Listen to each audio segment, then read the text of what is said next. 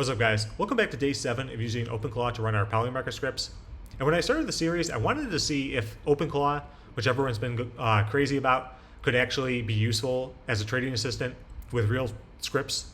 And I want to say, and definitively the answer is yes, but I want to go over some of the things we accomplished in the series if you didn't watch it, and then also the lessons learned, what Openclaw is actually good at from the trading side that I've learned over the last week, and then also what it's bad at or issues with it.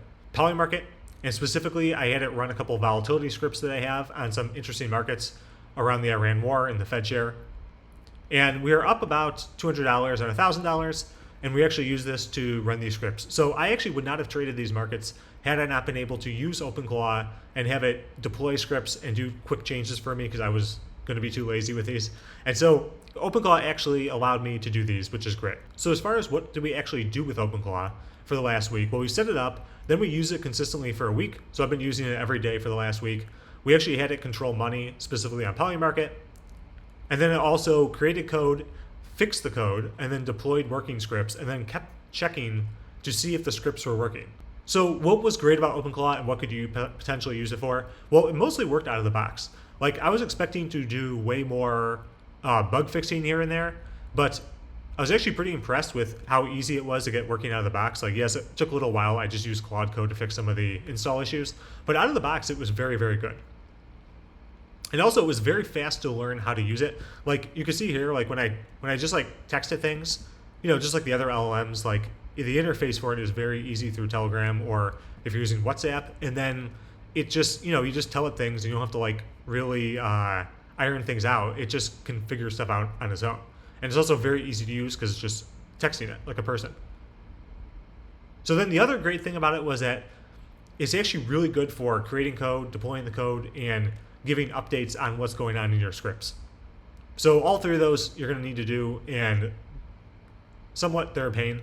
And so it's nice to have this thing actually do it for you.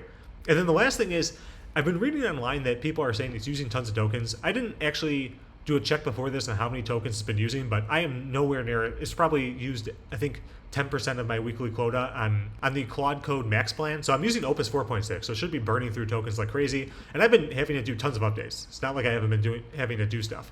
But it has tons of jobs it does as well. But it's just not using that many tokens. So I think one of the things people talk about online is it uses all your tokens and it costs a lot of money. But I just haven't had that experience. And I'm using it on 4.6, which should be using tons of tokens.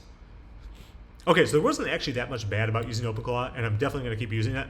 But there was a couple things I learned to watch for while you're using it. First one is that it still introduces, just like the other LMs or other LM interfaces, still introduces a ton of bugs. Like, if you're using this for trading, you cannot have this thing.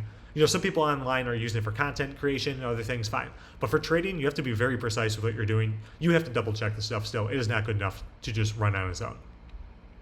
So for example, sometimes it would say it fixed a bug in the code, and then it would be like, wait a minute, did you actually fix this? I see this. And then it would be like, oh, I didn't fix this. So you always have to watch that. But again, it cuts down time a ton. Secondly, the video yesterday, when it dies, you have no way of knowing it was dead. And so you have to basically implement some kind of dead man switch. There's no, as far as I can see, native way of doing this. And so you have to go do it. And so if it dies, have something page you because it's not checking in or something like that. So this was a problem because it wasn't operating. It's actually pretty integral with my trading scripts now because it's fixing state issues on the fly. And so if it's not running, it causes me trouble. And so that's why I need to do this. But again, I didn't know that there was no way of doing it natively, and I didn't think about this ahead of time. So this is the only other issue with Openclaw so far in the last week. But outside of that, it's been great. I haven't had any other issues with it. So as far as if you're thinking of using Openclaw to do trading stuff for you, I would definitely say just set it up. I'll make a tutorial video next week on it, but it's not hard to get set up. It takes, a couple minutes max, and you can have it running and you can start giving it tasks and things like that. So I would highly recommend anyone use it and at least try to use it for even toy examples, just to get your feet wet and see if it's a good tool for you. So next week I'll be making more normal tutorial videos. I hope you enjoyed the series. If you guys have any comments on you using Openclaw, I'd love to read them in the comments, and I'll see you guys in the next episode.